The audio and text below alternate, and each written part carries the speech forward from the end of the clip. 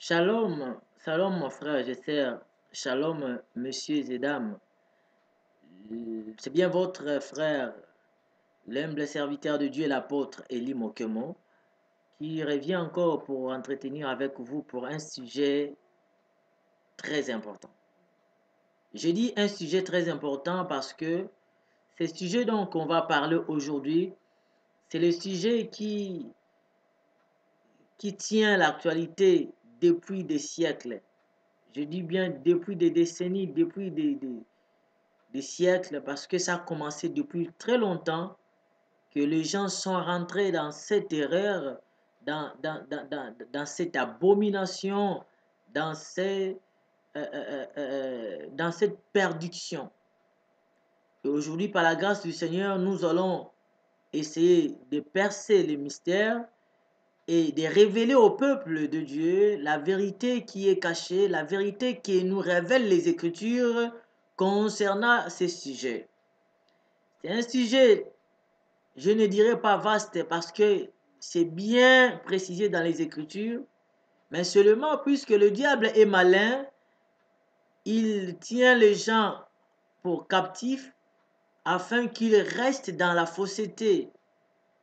Nous allons entretenir avec vous. Je sais que parmi vous, il y a d'autres personnes qui se disent athées, qui au départ, ils n'étaient pas des athées. Ils sont devenus entre griffes les athées parce que ils ont subi une injustice quelque part suite à une religion quelconque. Il y a eu des villes, des pays qui ont été évangélisés par une religion quelconque. Eh bien, cette religion a fait que après des temps, a amené beaucoup de gens dans l'apostasie. Le Seigneur est bon et il fait venir sa parole au temps où nous sommes pour que ceux qui vivent dans l'ignorance puissent sortir de l'ignorance. Sortir de l'ignorance, et ce n'est pas un homme qui va venir te faire sortir de l'ignorance. Non, c'est Dieu lui-même qui doit venir te faire sortir de l'ignorance. Te faire sortir de l'ignorance, c'est te sauver. Or, un homme ne peut pas te sauver. Il n'y a que Dieu qui peut sauver. L'homme est sauvé par Dieu. L'homme lui-même étant pécheur ne peut pas sauver un autre pécheur. Car celui qui est malade ne peut pas guérir un autre malade. Il n'y a que celui qui est en bonne santé, celui qui est hors de tout, qui peut sortir ce qui est hors de tout. Si nous deux, nous sommes dans les lits de l'hôpital, qui peut venir pour prendre l'autre et guérir l'autre? Impossible. Comprenez? Donc, voilà pourquoi, pour avoir le salut, pour que tu sors de l'ignorance, pour que tu sors de cette abomination, il faut que seul Dieu qui vienne te sauver. Ce mystère ou cette action, cet attribut de sauveur est accordé seulement à Dieu. Il n'y a qu'à Dieu qu'on attribue cette attribution de sauveur. Voilà pourquoi, quand il fallait délivrer Israël de l'Égypte, de la main des pharaons, il fallait que Dieu puisse établir Moïse comme Dieu devant Pharaon. Il dira à Moïse, Moïse, voici je t'ai fait Dieu, Dieu devant Pharaon. Car il était question de délivrer le peuple d'Israël. Et de même au temps de la fin, au temps où nous sommes, Dieu lui-même est descendu, Dieu lui-même a pris la chair, Dieu lui-même s'est fait plaisir pour nous apporter le salut, pour venir nous sauver. Et il a porté la chair, le corps de la personne de Jésus pour devenir sur terre et être Christ et sauver l'humanité. Donc, il n'y a que lui qui peut t'aider à sortir de cette ignorance, il n'y a que Jésus. Et ignorance, il s'agit de quoi? Tu me poseras la question. L'ignorance, il s'agit des sujets qu'on va parler aujourd'hui sur l'adoration de Marie, la mère de Jésus. C'est ça notre sujet. Nous allons parler aujourd'hui avec vous sur l'adoration de Marie, la mère de Jésus. Est-il biblique? Est-il accepté par Dieu ou pas? L'Église catholique que nous ne pouvions pas présenter aux gens, Parce que c'est connu dans le monde entier. C'est l'église la plus puissante du point de vue charnel sur la terre. Car l'église catholique est ce que vous connaissez, que je ne vais pas trop rentrer dedans. C'est un État dans un État. Vatican que vous entendez. Il y a des détails qu'on ne veut pas rentrer dedans. Et aujourd'hui, je vais juste à la lumière des Écritures nous dire si faut-il adresser nos prières à Marie ou non. Faut-il adorer Marie ou pas? Faut-il demander à Maman Marie de prier pour nous ou pas? Faut-il demander aux apôtres, ça veut dire aux Saint-Pierre, Saint-Jacques, Saint-Paul, de prier pour nous ou pas? Faut-il faire ces choses ou pas?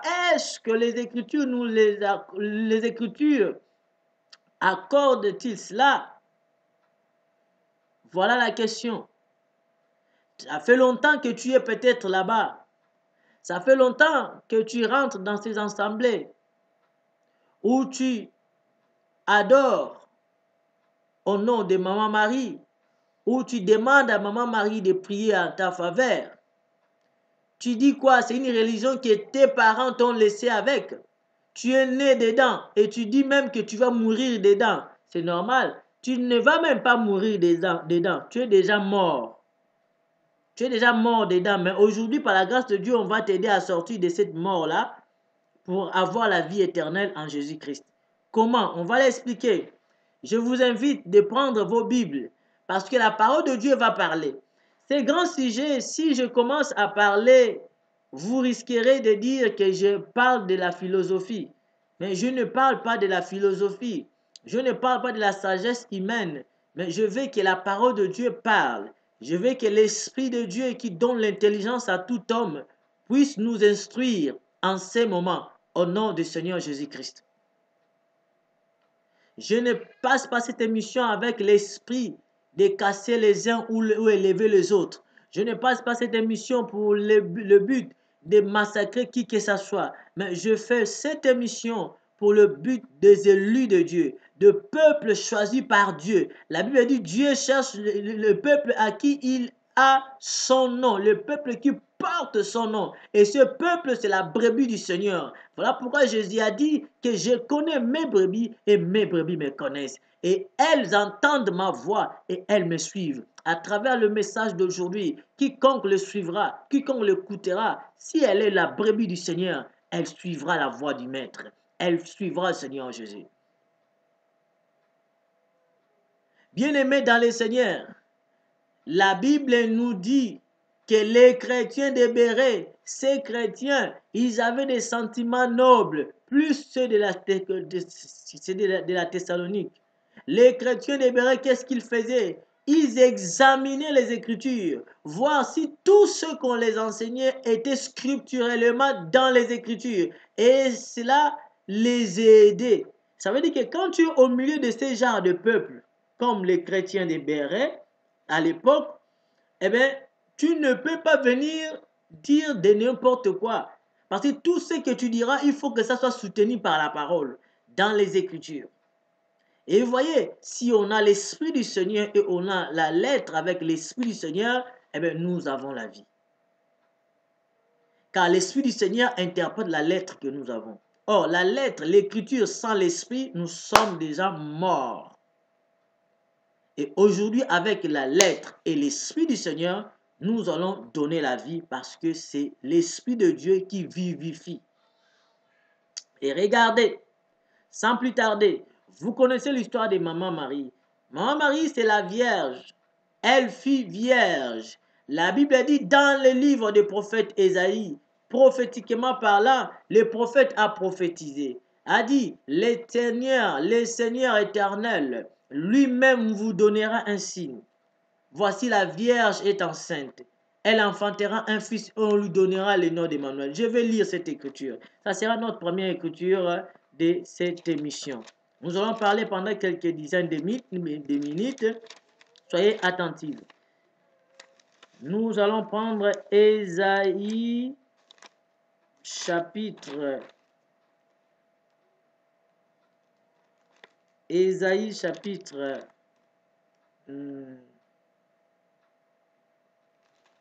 excusez-moi, accordez-moi un peu de temps. Chapitre 7. Ésaïe chapitre 7, verset 14. Si vous avez vos Bibles, lisez s'il vous plaît. Je veux que vous lisez. Tu me diras que tu es catholique, que tu es né catholique. C'est bien. C'est bien. Mais tu as une Bible. Je veux même la Bible de catholique que tu as. Prends ça.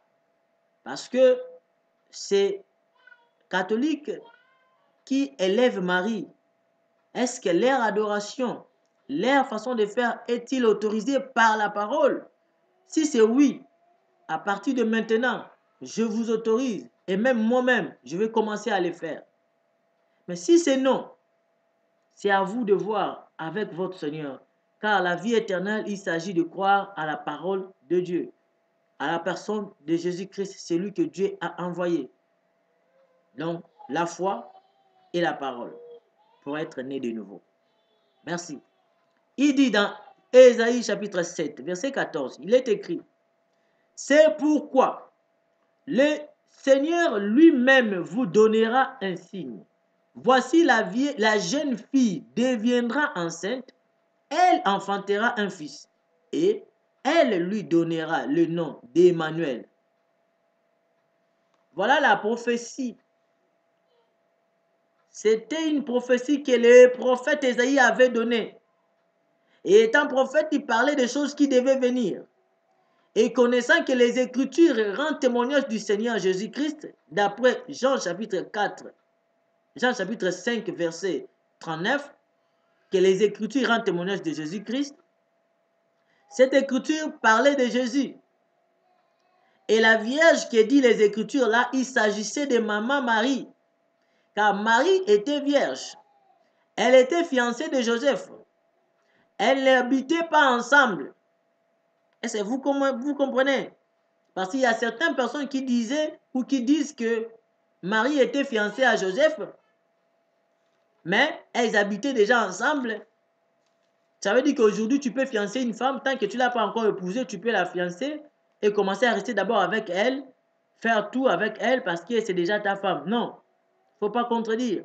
Les Écritures n'ont pas dit que Marie, fiancée de Joseph qu'elle était, elle habitait déjà avec elle, avec lui, non. On va lire une écriture. Déjà, avant de lire cette deuxième écriture, j'ai dit que la première écriture qui est dans l'ombre là, qu'on a lu de Ésaïe 17, Ésaïe chapitre 7, verset 14, nous parle de Marie. Nous dit, cette écriture rend témoignage de Jésus-Christ et explique comment est-ce qu'il devait naître. Il dit qu'il devait naître, l'écriture dit qu'il devait naître à travers une jeune fille vierge. Et qui est cette jeune fille vierge que la parole parle là, que le prophète a prophétisé bien longtemps? Cette jeune fille vierge que la parole parle, il s'agit de Marie.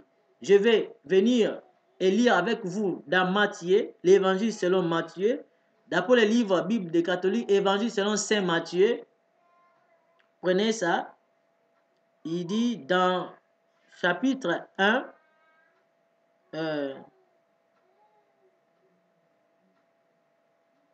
on commence par verset 18 jusqu'au verset 23. Il est écrit, voici de quelle manière arriva la naissance de Jésus-Christ.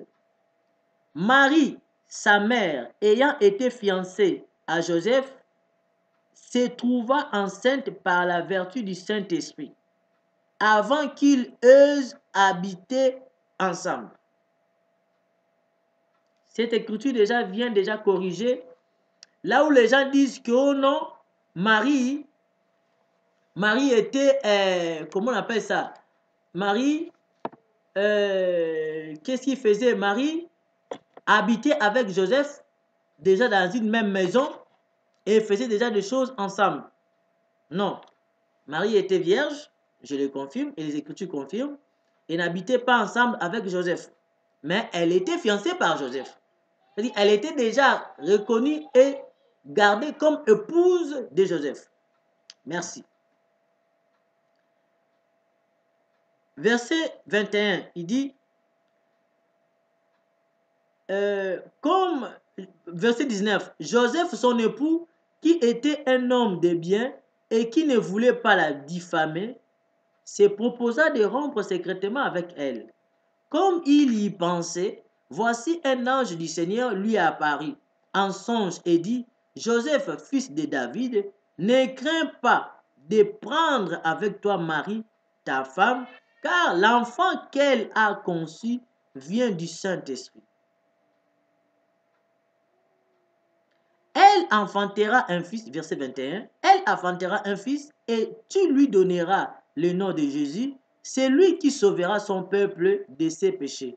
Verset 22. Tout cela arriva afin que s'accomplisse ce que le Seigneur avait annoncé par le prophète. Verset 23. Deux points. Voici la Vierge sera enceinte, elle enfantera un fils et on lui donnera le nom d'Emmanuel, ce qui signifie Dieu avec nous. Vous comprenez? Donc, la naissance de Jésus devait être effectuée par une vierge, qui est sans doute la personne de Marie qu'elle a trouvé grâce. Dieu l'a fait grâce et Marie a conçu par la vertu du Saint-Esprit.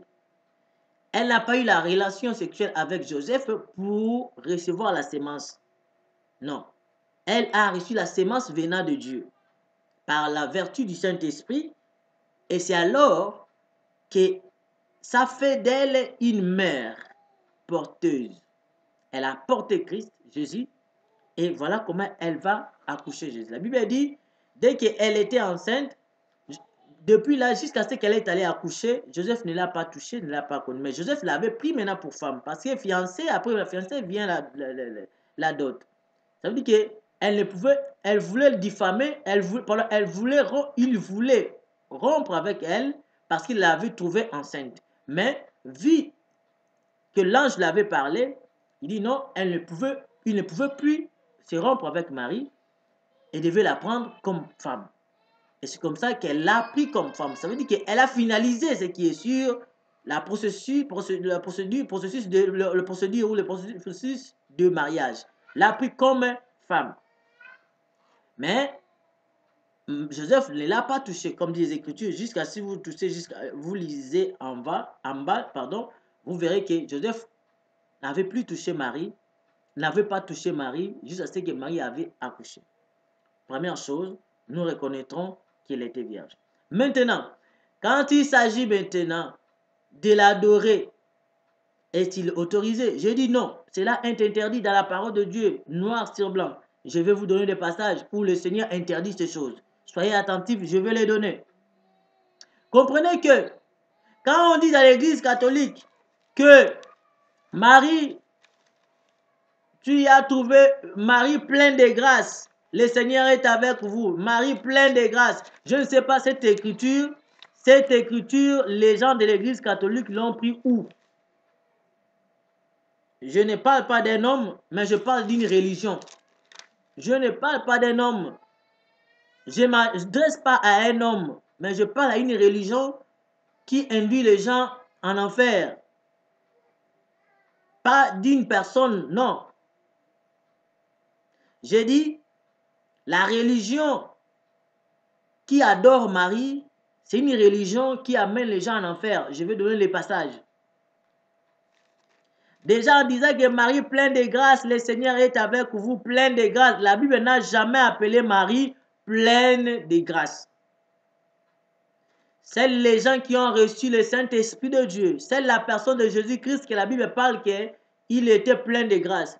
Et ainsi que ceux-là qui ont reçu le Seigneur Jésus-Christ et ont reçu le Saint-Esprit en eux, que la Bible reconnaît avoir la grâce pleine, parce qu'ils ont Jésus-Christ qui est la grâce pleine.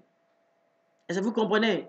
Noir sur blanc dans les Écritures, on voit cette appellation dans la personne de Jésus-Christ, qu'on l'a attribuée en tant que plein de grâce, et on l'a encore attribué cette appellation de plein de grâce à Étienne, rempli du Saint-Esprit. Suivez bien, bien-aimés. La Bible dit ceci. quand il s'agit de la naissance de Jésus, où on a appelé Marie, la Bible dit, Marie, tu as trouvé grâce parmi toutes les femmes. La Bible n'a pas dit Marie pleine de grâce, comme on récite dans cette religion. Marie pleine de grâce, le Seigneur est avec vous, machin. C'est d'abord une fausseté que les Écritures n'ont pas ajoutée. De même que Ève avait ajouté une chose dans la parole de Dieu, c'est que Dieu n'avait pas ajouté. Parce que quand Satan posait la question à Ève, est-ce que Dieu a-t-il réellement dit de ne pas manger le fruit de l'arbre de la vie et l'arbre du bien et du mal? Est-ce que Dieu a-t-il réellement dit de ne pas manger ça? Ève a dit, oui, Dieu nous a dit de ne pas toucher. C'est-à-dire, elle a ajouté une chose que Dieu n'avait pas donnée. C'est normal parce que ce n'est pas par elle que la parole était passée. Et quand la femme s'hasarde à s'élever, à prendre la parole, à parler, voilà des conséquences. Donc, Ève a ajouté une chose qui n'était pas dans les Écritures. Voilà encore une chose qui a mené déjà une fausseté, une mensonge. Ça a mené un mensonge, un mensonge en disant que Ève a ajouté de ne pas toucher. Dieu n'avait pas dit de ne pas toucher. Dieu a dit de ne pas manger. C'est déjà un mensonge que Ève avait introduit. De même ici, quand les gens introduisent en disant que Marie pleine de grâce, tant que les Écritures n'ont pas dit ça, c'est mauvais. Nous allons lire avec vous.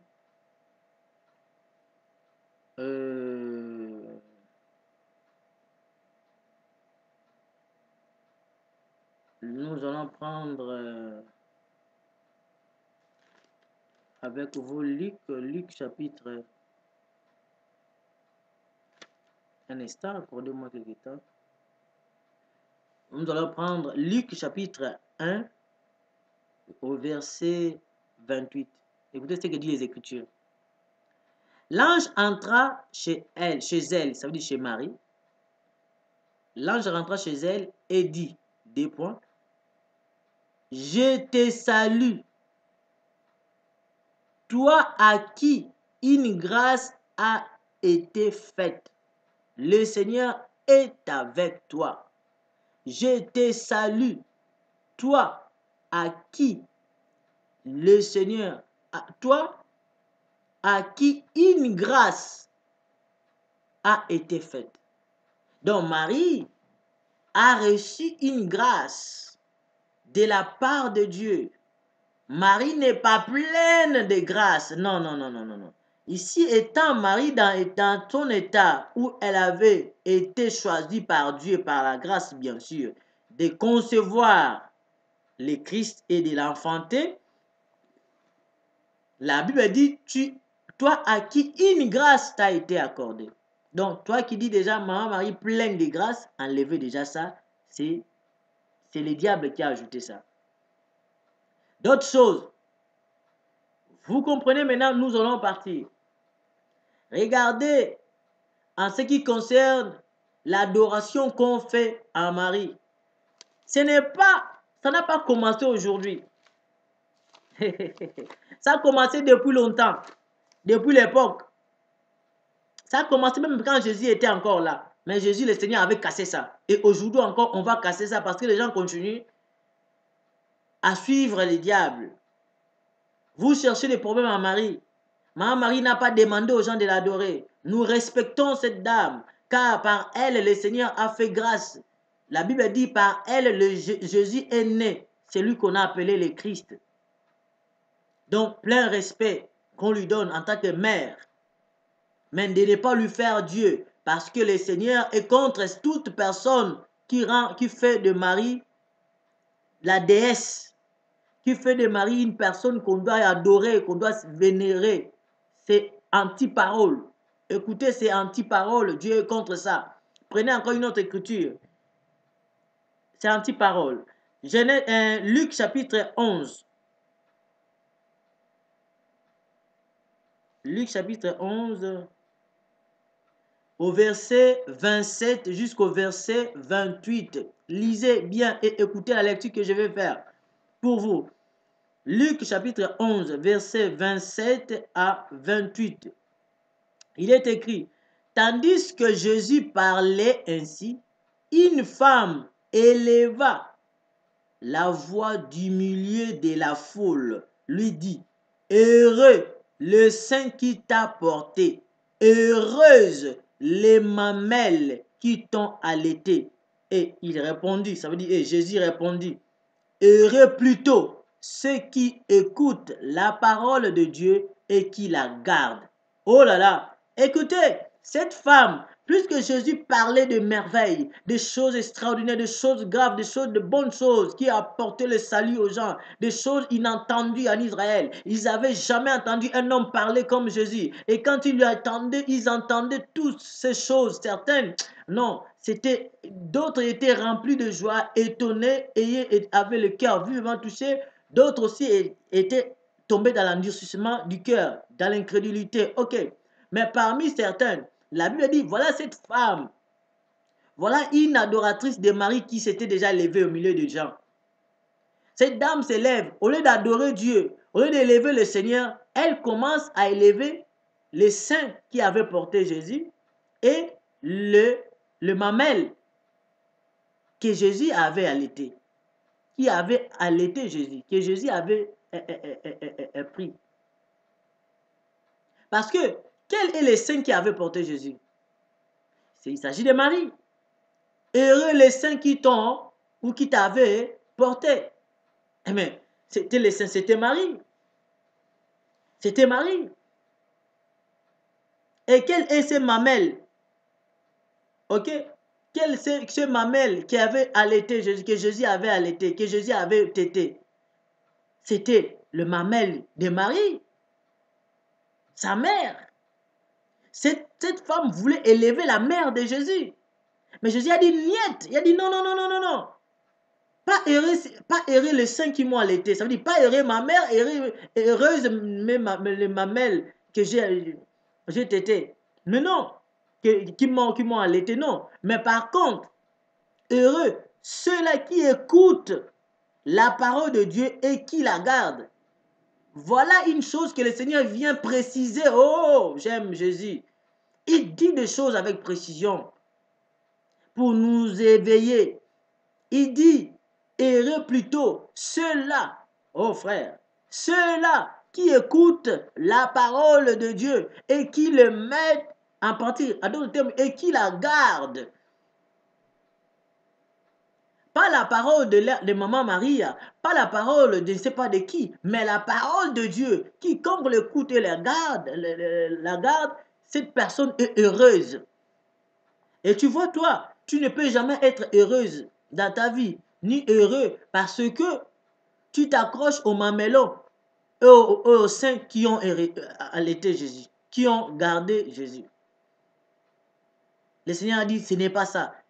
Confiez-vous à l'Éternel. Confiez-vous à la parole de Dieu. Gardez sa parole et mettez-la en pratique. C'est alors que vous serez heureuse ou heureux. Heureux ceux-là qui hériteront le royaume des cieux. Heureux pourquoi? Parce qu'en s'attachant à la parole de Dieu, à lui-même le Seigneur Jésus-Christ, c'est là que vous aurez la vie éternelle. Ce n'est pas en s'attachant à sa mère. Je suis désolé.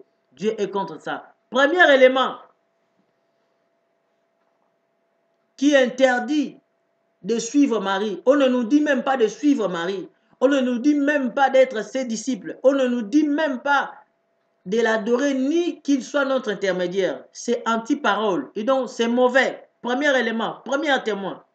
Premier témoin, la Bible dit que toute affaire soit réglée par la déposition ou la déclaration de 2 ou de 3 témoins. Je vais vous donner des témoins qui vont vous parler que suivre Marie ou adorer Marie ou passer par Marie, c'est une abomination et Dieu est contre ça. Dieu interdit ceux qui font ce genre de choses. C'est dans vos Bibles. Mais le diable vous a aveuglé depuis un certain moment. Mais aujourd'hui, au nom de Jésus-Christ, vous devez être éclairés. Cette ignorance doit tomber. Ce voile de l'ignorance doit tomber au nom de Yeshua HaMashiach. Écoutez cette parole. Je prends encore un autre témoin. Dans Marc chapitre 3, toujours lui-même le Seigneur Jésus-Christ, avant d'aller toucher d'autres personnes, c'est-à-dire d'autres apôtres, d'autres disciples de Jésus, je vais d'abord toucher lui-même le Maître, ce qu'il a dit à propos de sa maman. que vous, aujourd'hui, vous vénérez, vous les rendez déesses. Lui-même avait interdit ça. Vous voyez comment est-ce que le diable rend les gens ignorants et il détient les gens captifs pour les faire les candidats de l'enfer. Oh, sois délivré de l'enfer au nom de Jésus-Christ.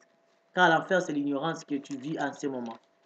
C'est ce qui te nuira dans l'enfer. Et le Seigneur qui t'aide. Écoutez, je suis dans Marc chapitre 3, versets 31 à 35.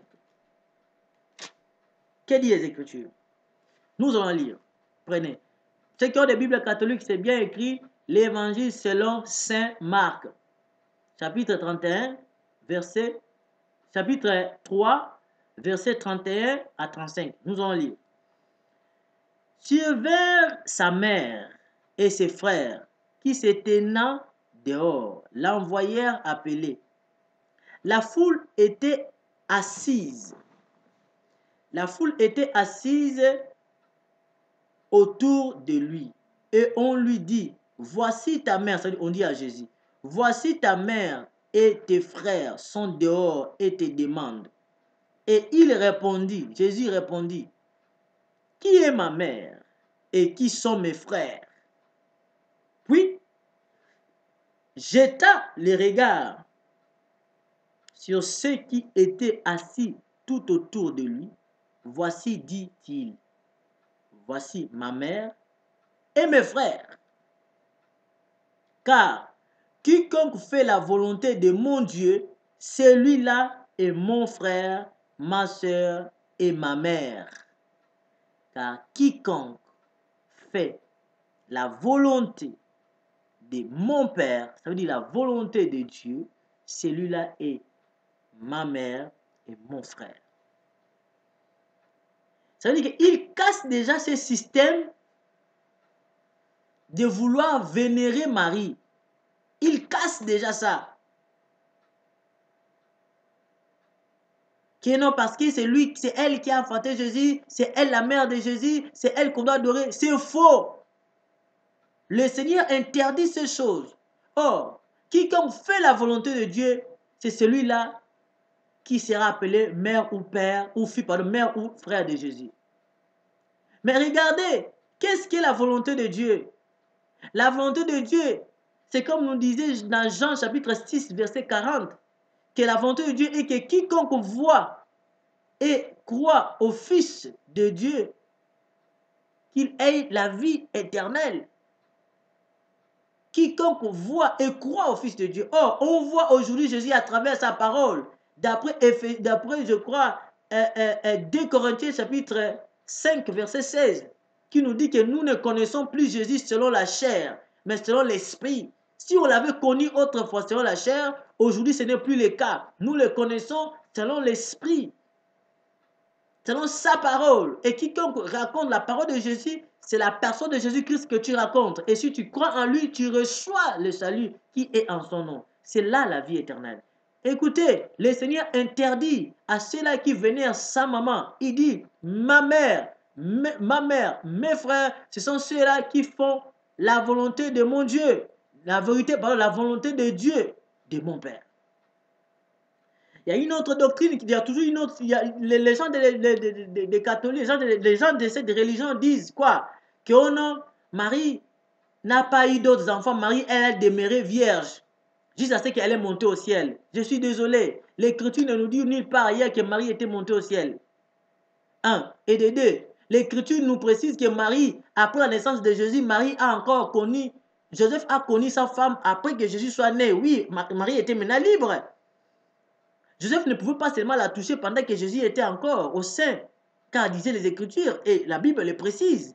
Mais après que Marie a accouché Jésus, Marie était devenue libre. Elle pouvait maintenant s'accoupler, en fait, faire des relations sexuelles avec son mari, Joseph, et avoir d'autres enfants. Pour venir qu'ici, on parle des frères de Jésus. Mais Jésus avait aussi des sœurs. Pour dire que Marie n'était pas restée vierge, comme vous pensez à dire qu'elle est vierge jusqu'à aujourd'hui. Non, Marie n'était plus vierge.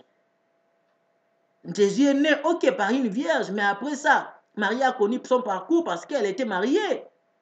Attends, si c'était toi, tu allais laisser ta femme rester, tu as épousé une femme et rester toute la vie comme ça, comme ça, c'est juste ta femme est restée comme ça. Non, tu auras besoin de la connaître. Mais seulement pendant qu'elle avait reçu l'enfant qui venait du Saint-Esprit, Joseph ne devait pas la toucher. Mais après, Joseph a repris sa femme. Arrêtez de tromper les gens. Nous allons encore prendre une autre écriture.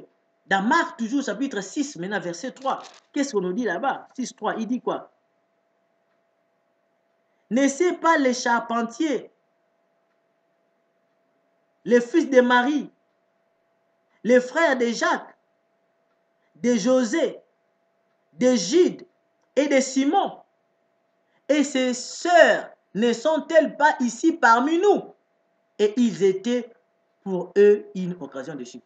Vous voyez comment les Juifs eux-mêmes, en voyant ce que Jésus faisait, ça les dépassait, ils disaient, oh, mais attends, mais cet homme-là, c'est pas ce type-là, les charpentiers-là. Comme Jésus était charpentier, Jésus aussi était avec son père, il faisait ces choses-là, comme bon, certains le disent, parce qu'ici on l'appelle aussi charpentier. On dit, oh, mais n'est-ce pas celui, le frère, le fils de Marie? N'est-ce pas celui-là, José, c'est son frère? N'est-ce pas Jude, c'est son frère? N'est-ce pas Siméon, c'est son frère? Son frère? N'est-ce pas ce sont ces sœurs-là qui sont ici avec nous? Bien-aimés, Jésus avait des sœurs. Ça veut dire qu'après la naissance de Jésus, Marie a eu des sœurs, a eu des enfants, de fils comme de filles. Arrêtez de penser qu'elle était toujours demeurée vierge jusqu'à... Non, c'est faux. Tout ça parce que vous voulez la déhisser, vous voulez la rendre déesse et commencer à l'adorer. C'est l'idolâtrie. Regardez ce que vous faites, ce qu'on fait dans cette religion. Vous allez devant les statues, vous prosternez devant les statues, vous baisez les statues, vous servez les statues. Mais vous êtes les premières personnes à réciter les 10 commandements dans vos synagogues, dans vos temples. Vous récitez les 10 commandements. Que dit la Bible dans les 10 commandements? Que l'Église catholique répète? Que dit les 10 commandements que vous répétez, vous, dans vos cultes, dans vos catéchismes, c'est quoi que vous faites? Vous racontez, vous récitez les 10 commandements. Mais les 10 commandements vous frappent, vous condamnent. Parce que vous n'obéissez pas à ça, mais vous répétez seulement. Oh mon Dieu, c'est quelle affaire? Soyez délivrés de cette ignorance au nom de Jésus-Christ. Ces choses ne venaient pas de Dieu, ça vient directement du diable pour égarer un grand nombre de gens. Prenons Exode chapitre 20. C'est là-bas où nous allons trouver les 10 commandements que l'Église catholique répète. Et les 10 commandements ont l'actualité jusqu'aujourd'hui partout.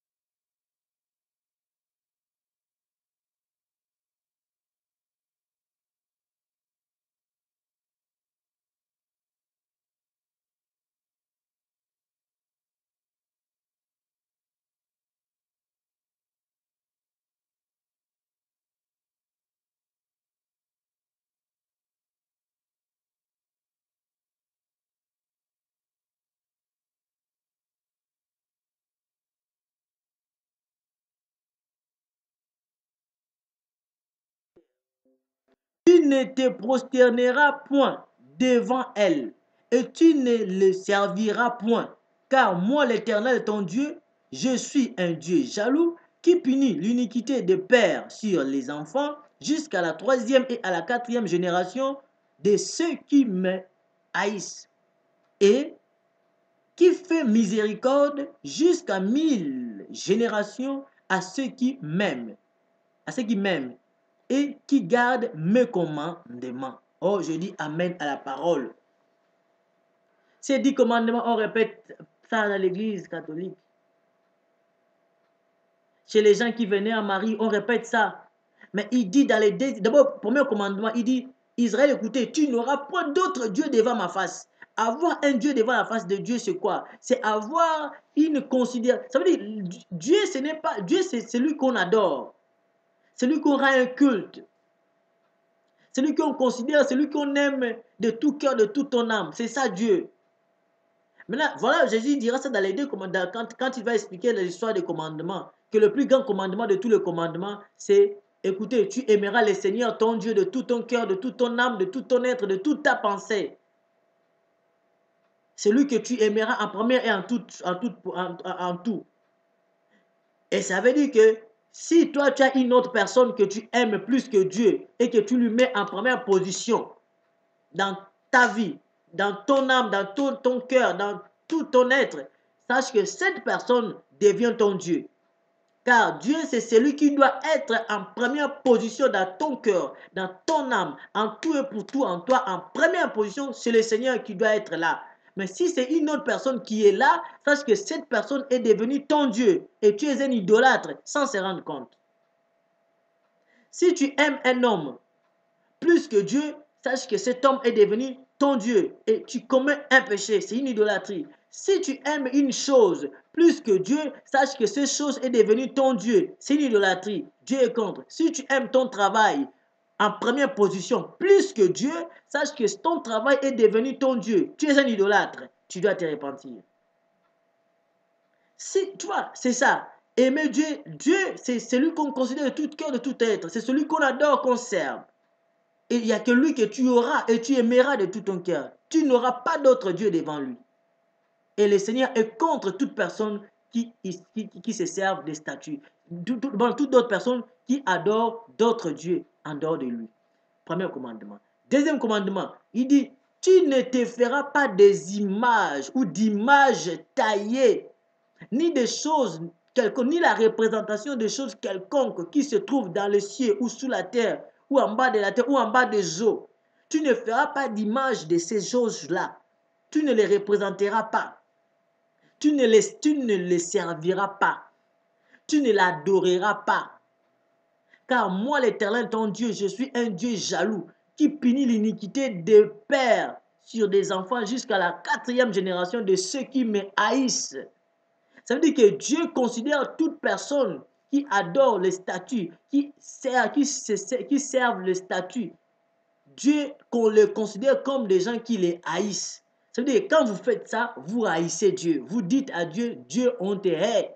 On ne t'aime pas, on te hait. Quand vous servez des statues, ça veut dire que même si vous prenez l'image de soi-disant Jésus-Christ, vous prenez les statues de Jésus, vous mettez là, et vous commencez à adorer ça, sache que vous êtes des idolâtres. Et Dieu condamne ces choses. Il a dit, tu ne peux pas faire l'image taillée de quelque chose qui se trouve dans les cieux et commencer à le servir, ni à l'adorer. Parce que moi, l'Éternel, ton Dieu, je suis contre ces choses. Regardez ce que tu fais. Regarde ce qui se passe dans ces assemblées, dans ces temples. Regarde comment c'est grand, c'est beau à voir avec les yeux. Mais à l'intérieur, c'est des ossements desséchés. C'est des ossements, c'est des pourritures, tombeaux blanchis. Vous voyez, il interdit ça. Mais regardez, on a fait des statues. De Marie qui est déjà décédée depuis longtemps. On serve ces statues. On baise ces statues. On fait des petits bijoux. Quelqu'un m'avait dit, oh non, je ne réussissais pas l'examen d'État. Mais quand je suis allé au temple, machin, j'ai prié devant le statue de Marie avec un chapelet, tout ça là, avec les crucifixions, des trucs. Ils ont l'air terme là. Et je baisais chaque fois le statut de Marie et j'ai reçu l'examen. Et quelqu'un comme ça va croire comme si c'est Dieu quoi. Il oublie qu'il peut aller aussi chez un ganga. Un ganga peut lui faire ces choses et réussir aussi. Et c'est parce que tu as reçu ça chez un ganga que ça vient de Dieu? Non! Non! Excusez-moi, détrompez-vous. Détrompez-vous, bien-aimés. Là, c'était encore un autre témoin qui disait que vous n'avez pas le droit d'adorer les statues. Dieu est contre ceux qui le font. Pour le Seigneur, vous les haïssez. Vous haïssez le Seigneur. Vous haïssez Dieu. Repentez-vous et laissez ces choses. Attention, rachetez le temps. Ne dis pas que je laisserai ça demain. Attention, vous savez, il y a des choses. dans vos maisons. Certains sont là. Ils ont des statuettes de Marie par-ci, par-là. Des statuettes de singes. Oh, Archange Michael. Oh, ceci, cela. Ils sont là. Et vous l'adorez. Vous les servez. Chaque jour, vous nettoyez ça. Parce que vous voulez que ça soit beau. Parce que vous voulez passer. C'est ça votre protection. Bien-aimés, attention, attention. Le Seigneur vous dit de faire attention. Il vous avertit. Attention, assez. Libérez le peuple de Dieu que vous détenez en captivité. Et toi, peuple du Seigneur, sortez du milieu de ce genre de choses. Suivez ton Seigneur. Je connais une sœur française. Elle est de la nationalité française. Elle m'avait appelé parce qu'elle avait un problème. Dans sa vie, rien n'allait. Elle voyait des choses bizarres. Elle était poursuivie. Elle était vraiment menacée par des esprits méchants. Et elle me dit, non, apôtre, j'ai besoin que vous me rendiez service. Ça veut dire qu'elle est passée par une autre sœur, que la sœur là l'a présenté moi et qu'elle est venue me voir. Parce qu'elle voulait voir clair dans ce qui lui arrivait et que le Seigneur lui accorde sa grâce.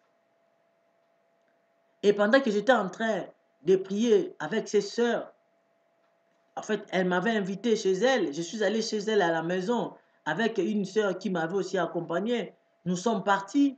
Arrivés là-bas, je vous dis, dès que vous rentrez dans sa maison, vous allez voir, il y a plein de statuettes, plein de statues de Marie, plein de choses. Ça veut dire que c'est comme à l'église catholique. L'église catholique, à l'église même, c'est même un peu bien.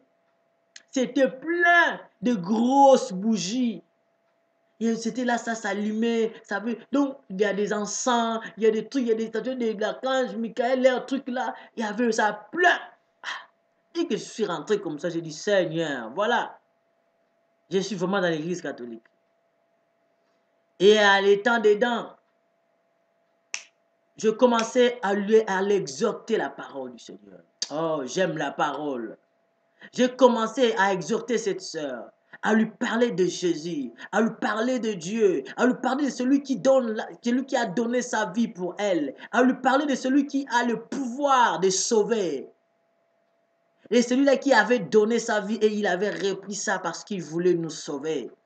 Pendant que j'étais en train de parler du Seigneur, de prêcher cette sœur-là, chez elle à la maison, l'onction du Seigneur est descendue, la saisie, pouf, l'onction a voulu la projeter. Oh non, elle était là. Et la sœur était avec moi. On a attrapé la sœur en question. On a commencé à prier.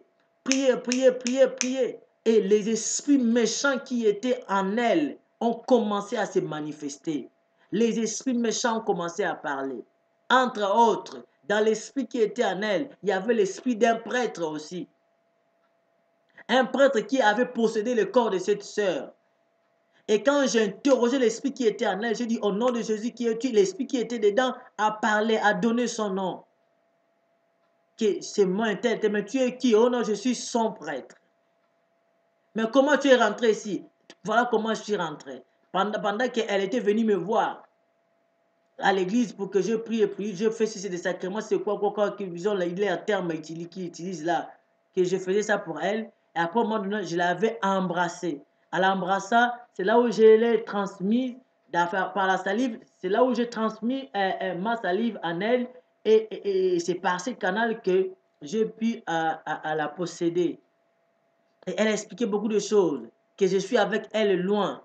Ainsi de suite, elle a donné son nom, elle a raconté l'histoire, comment c'était, pardon, il a raconté l'histoire. Cet esprit-là qui était en elle a commencé à raconter l'histoire, comment c'était passé. Et maintenant, pendant que j'étais là, en train de menacer cet esprit pour vouloir les chasser tous, eh bien, le Seigneur me dit que si tu t'engages à chasser ces esprits, ça ne va pas bien marcher. Pourquoi?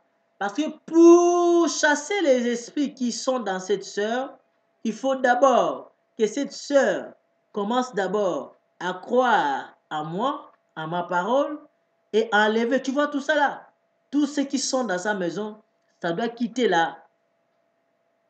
Et elle ne doit plus mettre sa foi dans ça. C'est alors que tu prieras pour elle, et elle sera délivrée de ces esprits. Cet esprit se manifeste parce qu'ils ont vu ta présence et ce que tu as dit et Il ne pouvait pas se contenir et rester tranquille. Voilà pourquoi il s'est mis à se manifester. Mais quand il faut faire la délivrance de cette sœur, voilà comment il faut procéder. J'ai écouté le Seigneur. J'ai arrêté la prière. Et après, j'ai commencé à causer avec la sœur. Je lui ai dit. Et elle l'a confirmé exactement que oui, c'est comme ça. Elle a confirmé. Donc, c'est que l'esprit l'a raconté quand la sœur a été, comment on appelle ça, sous forme comme si ce n'était plus elle, l'esprit avait pris possession d'elle, elle parlait, l'esprit parlait à sa place. Et c'est comme ça quand je dis à cette sœur, je lui dis voilà ce que le Seigneur dit et ce qu'il faut faire, il faut que tu crois d'abord en lui. Voilà la parole. C'est là où je commençais à lui exhorter, à lui parler encore maintenant concernant des choses qu'elle avait mis dans la maison. Effectivement, elle mettait sa foi dans ces choses. Elle dit que ça lui protégeait. Et voyez-vous déjà quelqu'un comme ça. Comment toi tu vas délivrer, prier pour quelqu'un qui croit encore à ce genre de choses et qui pense que c'est ça ce qui la délivre. Mais Dieu nous a fait juste comprendre que ce n'est pas des bonnes choses. Voilà pourquoi ces choses-là et ces gens-là possèdent le corps de certaines personnes pour faire de leurs esclaves spirituellement. Et ces sœurs physiquement n'avaient plus la paix à cause de ces choses. Il fallait qu'elle arrête. Mais le problème qui détruisait cette sœur, c'est quoi? Elle est née dedans. Son père, sa mère l'ont laissé dedans. Si elle laisse ça, elle laisse ce genre de choses, ces statuettes, ce truc des catholiques, mais ça serait comme si elle a déçu ses parents. Voilà, voyez-vous quand même comment est-ce que les gens sont ignorants. Et d'autres sont même à la connaissance de la vérité, mais ils refusent de croire à la vérité. C'est dangereux. Et pour finir, bien aimé, je voulais encore donner un autre passage qui parle de l'intermédiaire. Parce qu'aujourd'hui, quand vous dites, Maman Marie, priez pour nous, nous pauvres pécheurs, est-ce que vous savez que vous commettez un péché? Quand vous dites priez pour nous, priez, donc Marie doit prier Dieu pour toi. Toi qui es vivant, Marie qui est déjà décédée va prier pour toi qui es vivant. Si nous prions au nom de Jésus parce que c'est lui le sauveur et il est ressuscité des morts, il est vivant. Les Écritures le prouvent. Nous ne prions pas au nom de Pierre. Nous ne prions pas Paul. Nous ne prions pas, nous demandons pas à Paul de prier pour nous. Paul est mort. Mais l'Esprit de Dieu qui travaille à Paul, qui est avec nous, il est vivant. C'est Jésus. Et il n'y a pas des intermédiaires. Parce que quand déjà, tu dis que Marie doit prier Dieu pour toi, ça veut dire que Maman Marie est devenue ton intermédiaire. Oh, les Écritures interdisent ce genre de choses. Nous avons qu'un seul intermédiaire, un seul médiateur entre Dieu et les hommes. C'est Jésus-Christ. Ce n'est pas un homme. Ce n'est pas ton oncle. Ce n'est pas Marie. Ce n'est pas Joseph. Ce n'est pas David. Ce n'est pas Paul. Ce n'est pas Jean, Jacques.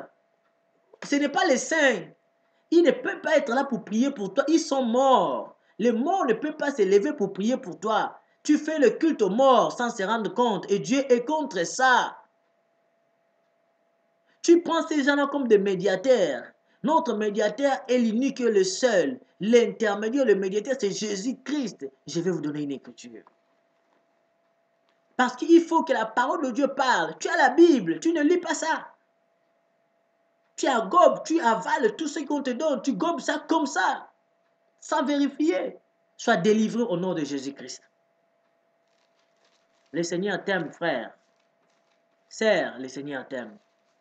Écoutez sa parole et répands-toi. Toi qui fais encore ces choses. Et si tu ne fais pas ces choses, bénis le Seigneur. Glorifie son nom pour t'avoir fait connaître la vérité. Je suis dans 1 Corinthiens chapitre, 1 Timothée.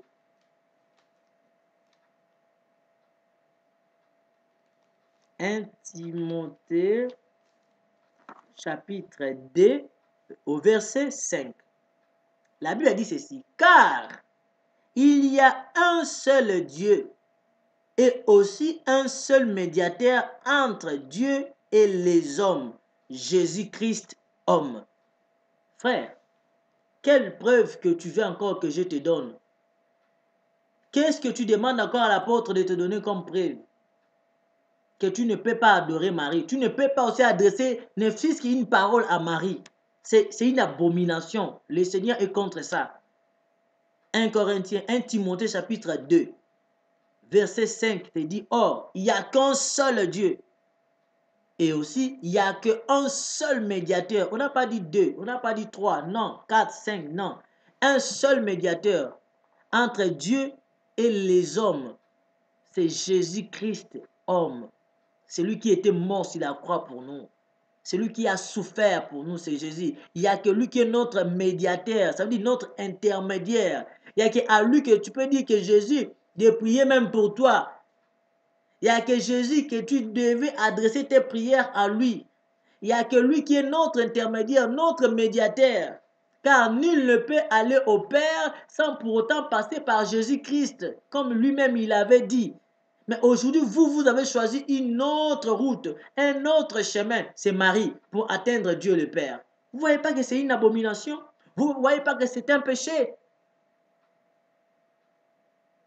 Pourquoi vous tenez la Bible? Soutenez vos choses dans d'autres choses. N'utilisez pas la Bible. Ne parlez pas au-dessus du Seigneur. Parce que si vous parlez de Jésus, la parole de Jésus est là. Et vous avez ça aussi dans vos Bibles. Mais pourquoi tromper le peuple? Pourquoi vous aussi le peuple? Êtes-vous aveugle jusqu'à ce niveau? Soyez, que vos yeux s'ouvrent au nom de Jésus-Christ. Que vos yeux s'ouvrent. L'Église catholique a engendré ses enfants. L'Église, c'est ce que la Bible appelle la prostituée. La prostituée, c'est celle qui est assise. C'est une colline de sept collines. C'est une ville assise sur de 7 collines. Allez chercher vous-même. Quelle est cette ville-là qui est assise sur cette colline, sur cette terre? Cherchez, vous allez comprendre c'est quelle ville. Et dans cette ville-là, où est le siège de cette église que je parle? L'église de Jésus-Christ, ce n'est pas une religion. Si tu crois au Seigneur, tu dois croire à sa parole et abandonner l'esprit de la religion et être délivré au nom de Yeshua HaMashiach. Et les enfants de la prostitution, c'est les églises d'éveillés. Ce qu'ils font, regardez ce qu'ils font. Ils font encore des choses plus pires que leur mère, l'église catholique. Encore pire. Il y a certaines personnes qui étaient sorties de l'église catholique. Ils étaient partis chez les gens des églises éveillées, des réveils. Aujourd'hui, ils sont dessus. Ils sont même là. D'autres sont même retournés à l'église catholique. D'autres ne savent même plus où partir. Quand j'avais effectué un voyage à Kinshasa, au Congo, j'ai rencontré une dame comme ça qui me dit, papa, moi je suis même rentré à l'église catholique. J'ai eu des larmes aux yeux. Je pleurais. Pourquoi?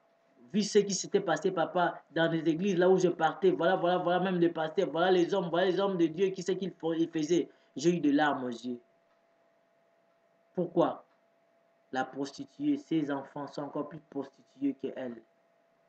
Revenez à la parole. Retournons dans la saine doctrine, dans la doctrine des apôtres. Aujourd'hui, les gens construisent même maintenant des églises dans des temples là avec les ossements des gens, les os des gens. Oh, comme Dieu avait dit que sur Pierre, Jésus devait bâtir son église, eh bien, ils ont pris, je ne sais pas, soi-disant, l'os de l'apôtre Paul, Pierre, et ils ont construit leur temple. Et dans tous les temples qu'ils construisent, ils construisent ça sous des crânes des gens. Mais ça, c'est la sorcellerie. Vous ne comprenez ni les Écritures, ni la révélation de Jésus, ni l'amour de Dieu. Vous ne comprenez pas ça. Que le Seigneur vous fasse grâce. Que le Seigneur vous délivre de cette ignorance. Que le Seigneur fait de vous des personnes qu'il veut pour votre délivrance. Soyez délivrés au nom de Jésus-Christ. Si ces vidéos vous ont aidé, si ces messages vous ont aidé, manifestez-vous. Suivez le Seigneur et ne suivez pas les hommes. Arrêtez avec ces mauvaises choses et le Seigneur reviendra en vous. Le Seigneur Jésus vous aime. Il veut que vous changez. Il veut que votre vie soit transformée. Au nom de Jésus-Christ. Si vous croyez en lui, et vous verrez, il va vous délivrer. Il va vous guérir de votre maladie. Et même de la maladie du péché. Car le péché, c'est aussi une maladie. Il vous délivrera de ça. Il vous délivrera de toutes ces mauvaises choses. Et votre âme sera sauvée. Vous irez au paradis, au ciel du Seigneur, si vous mourrez aujourd'hui. Bien aimé, il y a deux choses qui vont nous surprendre. Qui va surprendre le monde entier. Et qui continue à surprendre le monde entier. C'est par exemple la mort. La mort surprend tout le monde. Personne ne connaît le jour où il va mourir. La mort, quand elle vient, elle surprend les gens. Si tu dis que tu vas te repentir demain, tu ne sais pas si tu mourras aujourd'hui. Peut-être après avoir suivi cette vidéo. Mais si tu ne donnes pas ta vie en Jésus-Christ, si tu ne crois pas à sa parole et tu n'abandonnes pas ces mauvaises choses et tu ne te laisses pas en Jésus-Christ pour suivre sa volonté, eh bien, sache que la mort peut te surprendre. Car tu n'es pas le maître de ta vie, ni de ton souffle que tu as là. Tu as reçu ça en cadeau. Tu as reçu ça en bon, en crédit, et tu dois les rendre. Ça vient de Dieu. Deuxième chose, c'est le retour du Seigneur Jésus-Christ. Il va venir, il vient bientôt. Il va nous surprendre. Son retour est imminent. Il vient, il nous surprendra. Il surprendra beaucoup de gens. Et personne ne saura ni l'heure, ni le jour qu'il va venir. Donc, soyons tous prêts, car Jésus le Seigneur revient bientôt. Et s'il vient, es-tu prêt? Es-tu prête à partir? Regardez ce qui se passe dans le monde. Regarde ce que tu fais. Tout ça nous annonce que le Seigneur revient bientôt. Le monde subit des choses terribles. Peu importe ce qu'ils peuvent proposer comme des solutions, il n'y aura jamais de solution parce que c'est des signes des temps de la fin. Ces choses devaient arriver pour accomplir la parole du Maître, du grand roi. Je prêche un Jésus-Christ qui est vivant. Je ne prêche pas une dénomination, je ne prêche pas une religion quelconque, mais je prêche Jésus-Christ crucifié, ressuscité de mort, celui que les apôtres ont prêché. Et quiconque suit la sainte doctrine, quiconque suit la révélation de la parole de Jésus et de son Église, eh bien, vivra et marchera dans la lumière de sa parole. Au nom de Jésus-Christ, répentez-vous et que mon Dieu vous bénisse, que le Seigneur vous fasse du bien et que ces messages puissent vous transformer et vous accorder le salut et vous amener dans la grâce de Dieu. Que le Dieu du ciel et le Père amour qui vous aime, qui vous bénisse. Jésus t'aime, il t'aime et il t'aimera toujours. Merci. Que le Seigneur vous bénisse.